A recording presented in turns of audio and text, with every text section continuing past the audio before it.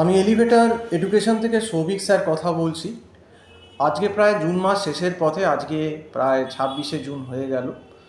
এবং সত্যি কথা বলতে গিয়ে বলতে গেলে কি হলো, যে যারা এমবিএতে এবারে ফার্স্ট সেমিস্টারে বেঙ্গলে, ওয়েস্ট বেঙ্গলে অ্যাডমিশান নিয়েছে, যারা ম্যাকআউটে নিয়েছে বা যাই যেখানেই নিক না কেন, সিইউতে বা যাদবপুর বা অন্য ইউনিভার্সিটিতে অ্যাডমিশান হয়ে গেছে যাদের, তাদের কিন্তু বলছি তোমাদের হাতে কিন্তু সময় খুব কম। এবং তোমার এই পরীক্ষার লালবাতি কিন্তু অলরেডি জ্বলে গেছে। তার মেন কারণটা হচ্ছে, অনেকেই বুঝবে বা হয়তো শুনে মস্করা করবে, হাসবে, কিন্তু ব্যাপারটা তা না। আসলে ব্যাপারটা হচ্ছে ফার্স্ট সেমিস্টারে তোমাদের যা হিউজ সিলেবাস যেটা দিয়েছে এআইসিটি নর্মসে, সে ম্যাকআউট বলো, সিউ বলো, যাদবপুর বলো, যেখানেই বলো, কল্যাণ ইউনিভার্সিটি বলো, এই সিলেবাস যদি তোমার কলেজ জুলাই বা আগস্ট থেকে শুরু হয়, আর যদি বলে যে ডিসেম্বরের ফার্স্টে পরীক্ষা নেবো বা জানুয়ারির ফার্স্টে পরীক্ষা নেব, এই সিলেবাস করা খুব ডিফিকাল্ট। কারণ প্রথমেই বলছি, এই সিলেবাসের ভেতর মাইক্রো ইকোনমিক্স, ম্যাক্রো ইকোনমিক্স, দুটো সাংঘাতিক পেপার, স্ট্যাটিস্টিক্স, ম্যাথস, হ্যাঁ, অ্যাকাউন্টস, এই সমস্ত ঢোকানো হয়েছে। তো হিউজ সিলেবাস, তার মাঝখানে তো আবার পুজো, তোমাদের দুর্গা পুজো, লক্ষ্মী পুজো, কালী পুজো, ভাইফোঁটা, এতেও তো অনেক দিন, 12-15-20 দিন সময় নষ্ট হবে। তো সেই জন্যে বলছি যে খুব টাফ সিলেবাস। এবং মাইক্রোর ভেতর তো demand, supply, consumer behaviour, production, cost, market, তার ভেতর perfect competition, monopolistic competition, oligopoly, এবং পুরো ম্যাথামেটিক্যাল প্লাস গ্রাফিক্যাল ডেরিভেশন থাকবে। এবং তার সঙ্গে আবার ম্যাক্রো ইকোনমিক্স দিয়েছে, মানে সে বোধের ওপর বিষ পড়া। ম্যাক্রো ন্যাশনাল ইনকাম, সিম্পলিকেশিয়ান মডেল, তার multiplier, investment multiplier, government expenditure multiplier, tax cut multiplier, balance budget multiplier, foreign trade multiplier, paradox of thrift, কত কী আছে। তার সঙ্গে আইএসএলএম মডেল, মানি মার্কেট, হ্যাঁ, মানি সাপ্লাই, তারপর আইএসএলএমের যে ইনভেস্টমেন্ট মাল্টিপ্লায়ার এখানেও আছে, গভর্নমেন্ট এক্সপেন্ডিচার মাল্টিপ্লায়ার আছে, ট্যাক্স কাট মাল্টিপ্লায়ার আছে, মানি মাল্টিপ্লায়ার আছে। তো এত কিছু আছে প্রথম কথা। তারপর তোমাদের ইনফ্লেশন আছে ম্যাক্রোতে, ইন্ডিয়ান ইকোনমি আছে, balance of payment, balance of trade আছে।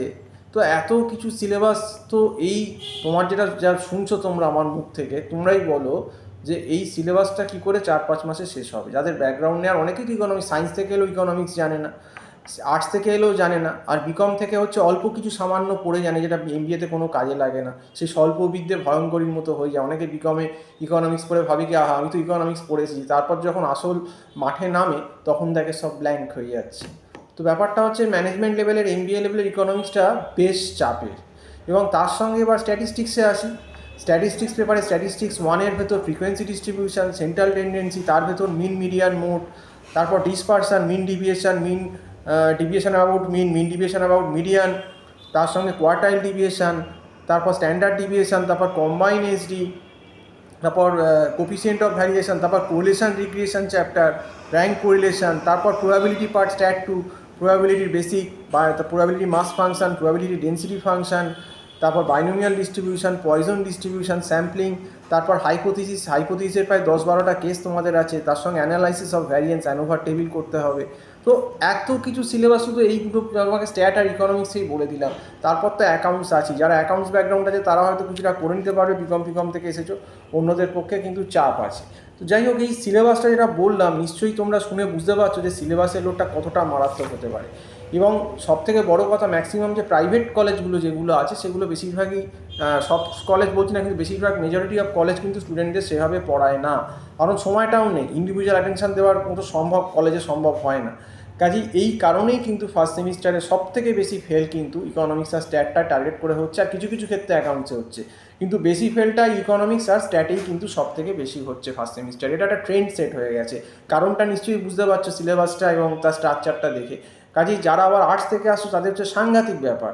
তো এখন এলেও খুব যে কিছু হবে বলছি না, কিন্তু জুলাইয়ের ফার্স্ট থেকেও যদি কেউ এমবিএ ফার্স্ট সেমিস্টার জয়েন করো, তাকে হয়তো একটু রোজ ক্লাস করালে তাও হয়তো 65%, 70% টানা যেতে পারে, যাতে যে একটু পরীক্ষার আগে মোটামুটি জায়গায় মানে যায়। কারণ প্রত্যেক দিন ক্লাস করিয়েও পুরো সিলেবাস শেষ করানো সম্ভব না।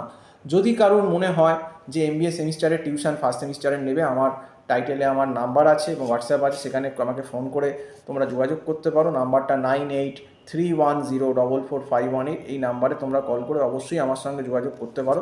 তবে আমি যেটা বলে দিলাম যে এমবিএ ফার্স্ট সেমিস্টার 2025-এর কিন্তু অলরেডি অ্যাম্বুলেন্সের রেড লাইট কিন্তু চলে গেছে। যারা এই রেড লাইটটা দেখে নিজেদের মানে সতর্ক হয়ে যাবে এবং এখন থেকেই পড়া বা আমাদের মতো প্রফেশনাল যারা টিচার আছে একটু ধরে বোঝায় তাদের কাছে এসে পড়ে নেবে, তাহলে ইকোনমিক্স, স্ট্যাট, অ্যাকাউন্টস এই পেপারগুলো অন্তত বেঁচে যাবে। কারণ এই থিওরি পেপারের থেকে কিন্তু ইকোনমিক্স, স্ট্যাট, অ্যাকাউন্টস এইগুলোতেই কিন্তু সব থেকে বেশি সাপ্লিট হয়, কারণ এখানে গল্প লেখার কোনো জায়গা নেই।